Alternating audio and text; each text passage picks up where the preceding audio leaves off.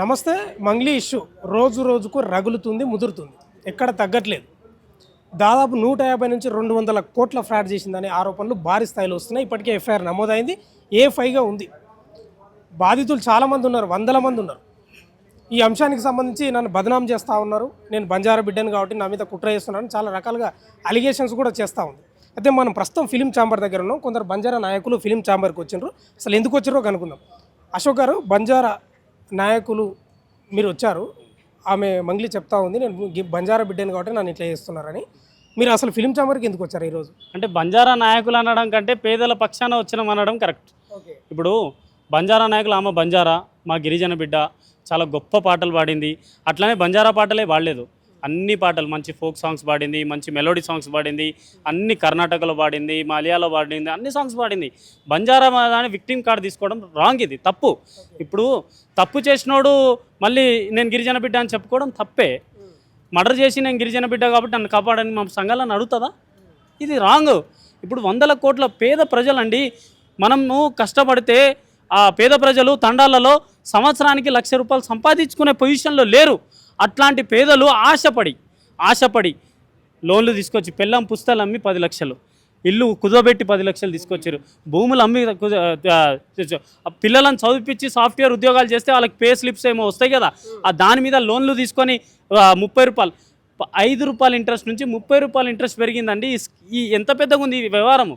దీనికి మూలం ఎక్కడ? ఈరోజు కనిపిస్తున్న 10 మంది కనిపిస్తున్నారే కర్నూలు బాధితులు, వీళ్ళు కూడా బాధితులే, కొద్దిసేపు బాధితులు అనుకుందాం. మరి ఈ బాధితులు కూడా దొంగలు అనిపిస్తారు కదా. ఈరోజు బాధితులను కూడా దొంగలుగా చిత్రీకరిస్తారు. ఎవరు మాట్లాడితే వాళ్ళు దొంగలుగా ఇచ్చిస్తారు, ఎవరు చూపిస్తే వాళ్ళు నన్ను బదనాం చేస్తున్నారు అంటున్నారు.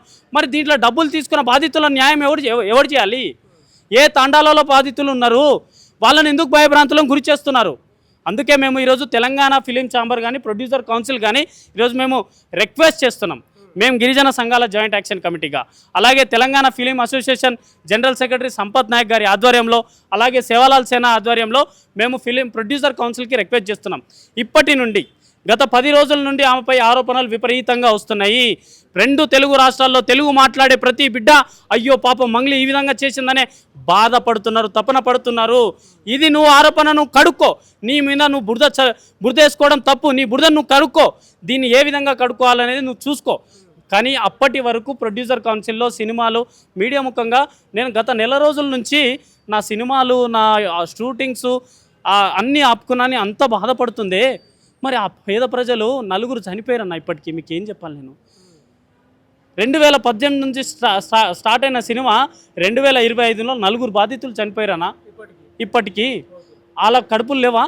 ఆ తల్లి అలా ఎన్ని రోజులు 9 నెలలు కడుపులో పెట్టుకొని ఇంత పై స్థాయికి తీసుకొచ్చింది కదా, ఆ 4 చచ్చిపోయారు. మరి అదే మధుతోని దోస్తాన్ని కట్టాలని ఆరోపణలు వస్తున్నాయి. నేను కూడా చెప్పడం లేదు. ఇప్పటికి కూడా ఏం చెప్తా ఉందంటే, ఎంతోమంది సెల్ఫీలు దిగుతారు, ఫోటోలు దిగుతారు, అతను కూడా అట్లా దిగిండేమో, నా పేరు చెప్పిండేమో, తీసుకున్నాడేమో, నాకేం సంబంధం అని చెప్తా ఉంది అన్న. సంబంధం లేకుండా పోలీస్ డిపార్ట్మెంట్ మన దేశంలోనే తెలంగాణ పోలీస్ నంబర్ 1 పోలీస్, చాలా గొప్ప పోలీస్ మన తెలంగాణ పోలీస్. అందరికంటే స్పీడ్గా స్పందించే పోలీస్ తెలంగాణ పోలీసే. చాలా పేరు వచ్చింది, అవార్డు కూడా వచ్చింది. నాకు తెలిసి it may be wrong, it may be correct, కానీ తెలంగాణ పోలీసులు A5గా నమోదు చేయరే. నిజంగా లేకపోతే CDR తీస్తారు కదన్న, కాల్ డేటా. ఎన్నో రోజుల నుంచి నడుస్తున్నది కదా వ్యవహారాలు. CDR రిపోర్ట్ తీయమని చెప్పండి, కాల్ డేటా తీయమని చెప్పండి, ఎవరెవరితో మాట్లాడుతుండు, ఇక అన్నీ ఉన్నాయి, చాలా ఉన్నాయి. కాకపోతే మేము ఈరోజు వచ్చిన సన్నివేశం సందర్భం ఏంటంటే ప్రొడ్యూసర్ కౌన్సిల్కి రిక్వెస్ట్ చేస్తున్నాం. మంగ్లీ గారికి, గిరిజన బిడ్డ అయిన మంగ్లీ గారికి, మేము కూడా గిరిజన బిడ్డ అనే చెప్తున్నాం. ఆమె చెప్పుకుంటుంది కదా, నేను కూడా చెప్తున్నా, గిరిజన బిడ్డ మంగ్లీ గారికి ఇదే గిరిజన సంఘాల joint action committee Sampath Nayak OUJC Janasena లీడర్గా మేము రిక్వెస్ట్ చేస్తున్నాం. ప్రొడ్యూసర్ కౌన్సిల్ ఎటువంటి అవకాశం వద్దని మేము రిక్వెస్ట్ చేస్తున్నాం. బాధితులు మీ పక్షాన అంటే మీ దగ్గరకు వచ్చి ఏమైనా చెప్పుకున్నారా? అవకాశం ఉన్నదా అన్న? 2018 నుంచి బాధితులు మన దగ్గర ఉన్నారే. మరి అప్పటి నుంచి రాకుండా ఇప్పుడు మీరు బయటికి రావడానికి కారణం ఏంది? అప్పటి నుంచే మీరు దీన్ని బయటికి తీసుకురావచ్చు కదా మీరు. ఇప్పుడు ఇక్కడ చిన్న లూపోల్ ఏంటంటే, నీ కడుపులో బాధ ఉందని నాకు తెలియదు. నీ కడుపులో నొప్పి వస్తే నువ్వు టాబ్లెట్ వేసుకుంటావు, మింగుకుంటావు. కానీ నీ కడుపులో బాధ ఉంది కానీ బయట చెప్తే నీకు డబ్బులు రావే. నువ్వు బయట చెప్పినావు అనుకో, ఆ డబ్బులు కూడా రావు. మా అంటే జైలుకి పోతా, ఏం చేస్తావు? కోర్టు చుట్టూ తిరుగుతావు. ఆ పేద బిడ్డలు కోట్ల చుట్టూ తిరగలేరే, కోట్ల ముఖాలు చూడలేదు, అడ్వకేట్ కూడా తెలియదు, వాళ్ళ అడ్వకేట్ని ఎట్లా కలవాలో కూడా తెలియదు. ఈ మధు ఈ బాలాజీ చేసిన స్కామ్ ఇంత చిన్నది కాదు.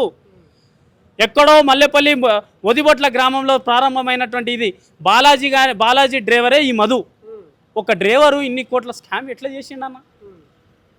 బాలాజీ డ్రైవర్ మధు ఇంత స్కామ్ చేసిరు. అందుకే తెలంగాణ గవర్నమెంట్కి అలాగే గవర్నమెంట్ ఆఫ్ ఇండియాకి నేను రిక్వెస్ట్ చేస్తున్నా, చేతులు దండం పెడుతున్నా.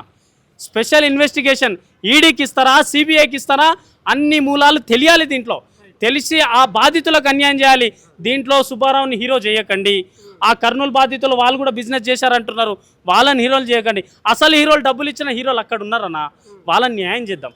డబ్బులు 10 సంవత్సరాలు వెనకనెట్టేసిరన్నా, ఇది అన్యాయం అంటున్నా.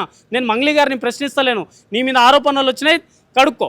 అంటే ఇక్కడ ఈ అంశానికి సంబంధించి న్యాయం జరిగే వరకు బాధితుల పక్షం నిలబడతారు. 110%. ఈరోజు గిరిజన బిడ్డ, అయ్యో మా గిరిజన బిడ్డ ఏదో చేసిందని మేము సైలెంట్గా కూర్చోవచ్చు.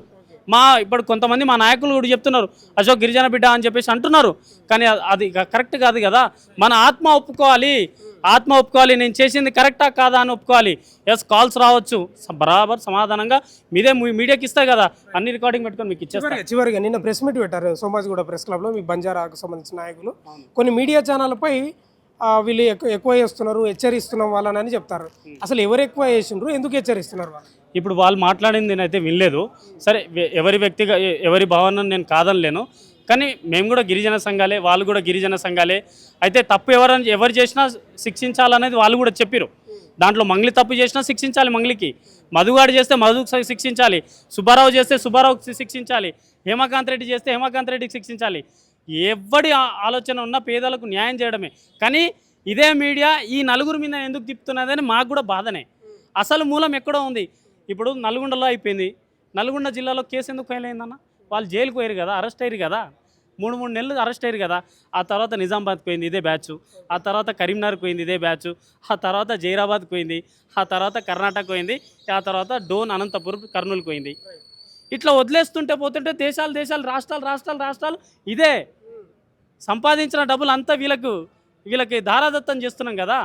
అందుకే తెలంగాణ గవర్నమెంట్కి ఒక స్ట్రిక్ట్, ఎటువంటి ఏ మంత్రి కానీ, చాలామంది మీడియాలలో నేను చూస్తున్నా ఆ మంత్రి గారి సపోర్ట్ ఉంది. ఆ మంత్రి దయచేసి ఎమ్మెల్యేలకు మంత్రులకు నేను రిక్వెస్ట్ చేస్తున్నా, పేదలు ఓట్లేసి మనం ఈ స్థాయికి వచ్చారు, మీరు ఆ పేదల పక్షాలనే ఉండండి. కానీ ఆ ఫోన్ వచ్చిందని మంత్రి గారు చేయడం ఇటువంటివి చేయకండి. ఇది పేదల డబ్బులు, ఇది కష్టార్జితం.